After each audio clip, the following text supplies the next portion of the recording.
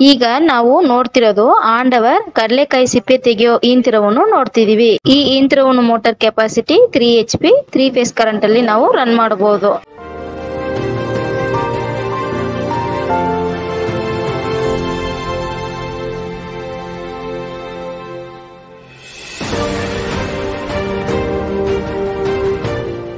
ಈ ಯಂತ್ರದಲ್ಲಿ ನಾವು 1 ಗಂಟೆಗೆ 800 kg ಇಂದ 400 kg ವರೆಗೂ ಕಡಲೆಕಾಯಿನ ಸಿಪ್ಪೆ ತೆಗೆಯಬಹುದು.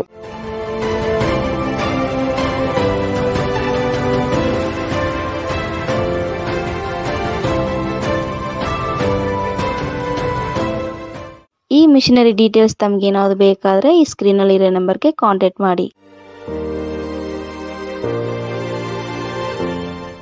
ಈ ವಿಡಿಯೋ ನಿಮಗೆ ಇಷ್ಟ ಆಗಿದ್ರೆ ಕಮೆಂಟ್ ಮಾಡಿ, ಶೇರ್ ಮಾಡಿ ಮತ್ತೆ ಚಾನೆಲ್ಗೆ ಸಬ್ಸ್ಕ್ರೈಬ್ ಮಾಡಿ.